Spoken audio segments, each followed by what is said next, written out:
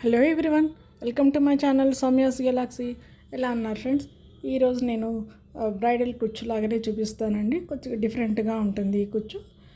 దానికి కావాల్సిన మెటీరియల్ 6 కలిపినటువంటి దారాల్లో 10 నెంబర్ నీడిల్. ముందుగా ఈ విధంగా ఫస్ట్ స్టార్టింగ్ సేమ్ ఉంటుంది, 3 చైన్స్ వేసుకోవాలన్నమాట స్టార్టింగ్. సో అట్లాగే 3 చైన్స్ వేసుకున్నాక బీడ్ యాడ్ చేయాలి. ఇట్లా బీడ్ యాడ్ చేసిన తర్వాత మనం ఆర్చ్ చేసుకున్నాక 5 చైన్స్ వేయాలి. ఇది ప్యాటర్న్ అనమాట. సో బీడ్ వేసుకున్న తర్వాత నాట్ బీడ్ లాక్ వేసుకున్నాక మళ్ళీ బట్టకి, క్లాత్కి లేదంటే శాంపుల్ పీస్కి మీరు నాట్ వేసేయాలన్నమాట. నాట్ వేసిన తర్వాత మనము ఒక చైన్ వేసుకొని టర్న్ చేసుకోవాలి. టర్న్ చేసుకున్న తర్వాత నీడిల్ పైన దారం ఒకసారి చుట్టుకొని మనం ఏదైతే బీడ్ వేసామో దాని బ్యాక్ సైడ్ ఒక థ్రెడ్ వచ్చేస్తుంది మనకి ఈ విధంగా దారం. సో అక్కడి నుంచి మనం డబల్ క్రోషా వేయాలి. అంటే బ్యాక్ నుంచి డిజైన్ స్టార్ట్ చేస్తున్నాం. సో ఇక్కడ నేను డబల్ క్రోషా వేస్తున్నాను, మీరు ట్రిపుల్ క్రోషానా వేసుకోవచ్చు. నేను డబల్ క్రోషా వేస్తున్నాను.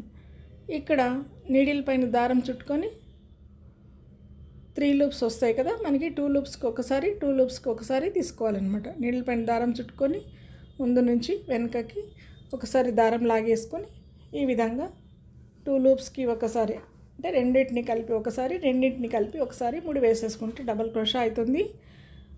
ఈ కొత్త వాళ్ళు ఎవరైనా నా ఛానల్ చూస్తుంటే బిగినర్స్ వీడియోస్లో నేను వీడియోస్ పెట్టానండి. బిగినర్స్ వీడియోస్లో డబల్ క్రోషా, త్రిబుల్ క్రోషా ఏ విధంగా వేయాలని ఒక్కసారి అక్కడ వాచ్ చేయొచ్చు. వీళ్ళైతే ఐ బటన్ లింక్ ఇస్తాను. అట్లాగే ప్లేలిస్ట్లో కూడా ఉంటుందన్నమాట బిగినర్స్ వీడియోస్. సో ఈ విధంగా నేను తీసుకున్నటువంటి ఈ బీడ్కు వచ్చినటువంటి థ్రెడ్, బ్యాక్ సైడ్ వచ్చినట్టు థ్రెడ్కి ఇక్కడ నేను 10 వరకు వేసాను అనమాట. సో 10 డబల్ క్రోషాస్ కంప్లీట్గా వేసేసాను. 10 డబల్ క్రోషా వేసిన తర్వాత ఎక్కడి దాకా వస్తే అక్కడికి నాట్ వేసేసుకొని మనం ఆర్చ్ ఎండ్ ఎలాగ చేస్తామో ఆ విధంగా సింగిల్ క్రోషాలో అక్కడే తీసుకొని మళ్ళీ 3 చైన్స్ ఎక్స్ట్రా వేస్తున్నాను.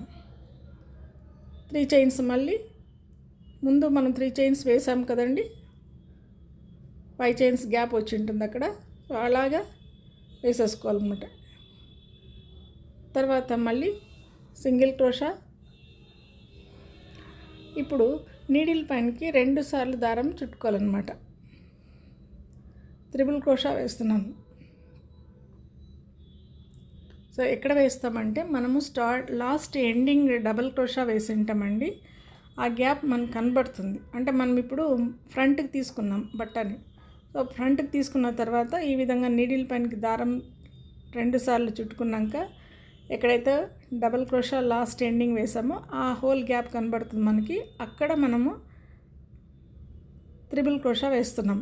సో త్రిబుల్ క్రోషాకి నీడిల్ పైన 3 సార్లు దారం వచ్చేస్తుంది కదా, 4 సార్లు వస్తుంది.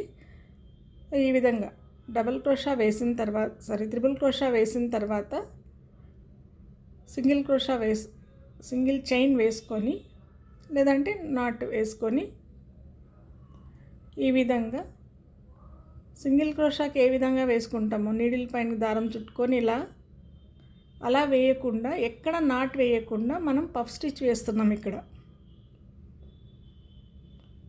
నీడిల్కి దారం చుట్టుకోవాలి, ముందరికి తీసుకోవాలి, దారం కింది నుంచి తీసుకోవాలి, మళ్ళీ వెనక నుంచి దారం లాగేసి అలాగా 2 రోల్స్ లాగా వచ్చేస్తుంది. నేను ఇక్కడ 4 టైమ్స్ వేసి అలాగే హోల్ గ్యాప్లోంచి తీసేసుకొని నాట్ వేసేసానండి. నాట్ వేసిన తర్వాత ఇక్కడ మనం 2 చైన్స్ వేసుకోవాలి, ఎందుకంటే పఫ్ స్టిచ్కి గ్యాప్ ఉండాలి కాబట్టి. మీరు అవసరం లేదనుకుంటే చైన్స్ తీసేసుకోండి. ఇక్కడ ఇంకొక డబల్ క్రోషా వదిలిపెట్టి ఇంకొక డబల్ క్రోషా, ఇదిగోండి ఆ విధంగా ఒక హోల్ గ్యాప్ వదిలిపెట్టి ఇంకొక డబల్ క్రోషాకి ఒకటి విడిచి ఒకటి అన్నమాట. తర్వాత సింగిల్ నాట్ వేసుకున్న తర్వాత నీడిల్ పైన దారం చుట్టుకొని ముందు నుంచి వెనకకి, వెనక నుంచి ముందుకి ఇలాగ ఒక బ్యాగ్ టైప్లో రావాలి అన్నమాట.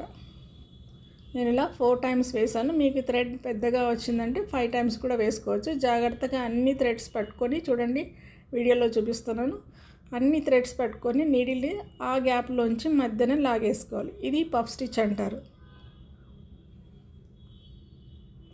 వేసిన తర్వాత మళ్ళీ ఒక సేఫ్టీ నాట్ 2 చైన్స్ వేసుకోవాలి.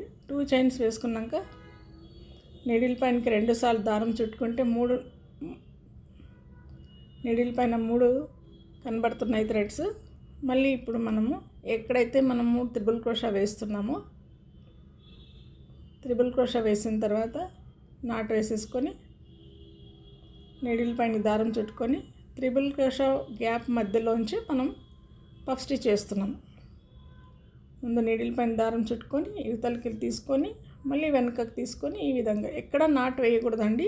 ముందుకు వెనక్కి నీడిల్ని తిప్పుకుంటే సూదికి దారం చుట్టుకుంటూ ఉండాలి అన్నమాట. అలా 4 టైమ్స్ వేయాలి. 4 టైమ్స్ వేసినాక అందులోంచే ఆ బ్యాగ్ లాగా తైలీలాగా కనబడుతుంది. అది మనకి అందులోంచే మనం నీడిల్ని జాగ్రత్తగా లాగేసాలి. లాగేసిన తర్వాత ఈ విధంగా నాట్ వేసేసుకోవాలి. నాట్ వేసినాక 2 చైన్స్ మళ్ళీ ఇక్కడ చూడండి ఒక హోల్ గ్యాప్ విడిచిపెట్టి పక్కన ఉన్నటువంటి నెక్స్ట్ గ్యాప్ వేయమన్నాను. ఈ విధంగా ఒక గ్యాప్ విడిచిపెట్టి ఒక గ్యాప్, ఎందుకంటే డిస్టెన్స్ కనబడుతూ ఉంటుంది రెండింటికి మధ్యన. ఒకటి విడిచిపెట్టి రెండో దానికి ఏదైతే మనం పఫ్ స్టిచ్ వేసామో దాని పక్కన ఉన్న గడికి కాకుండా ఇంకొక హోల్ గ్యాప్కి వేయమంటున్నాను.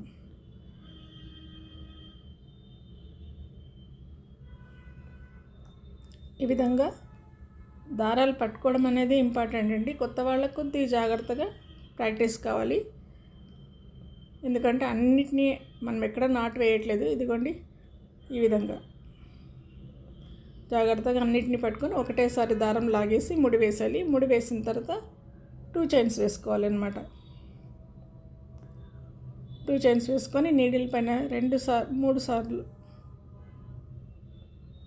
చూడండి కంప్లీట్ అయిపోయిన ఈ విధంగా కనబడుతుంది. ఎక్కడ దాకా ఎండ్ అవుతుందో చూసుకొని అక్కడికి నాట్ వేసేయాలన్నమాట. నాట్ వేసిన తర్వాత మళ్ళీ డిజైన్ స్టార్ట్ అవుతుంది.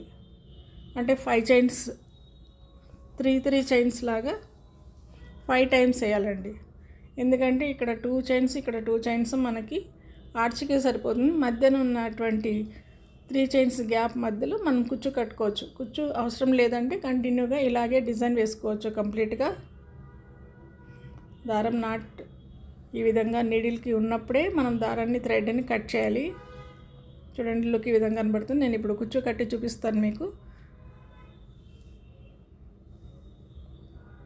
వితౌట్ బీడ్స్తో చాలా బాగా కనబడుతుందండి. ఇది కూడా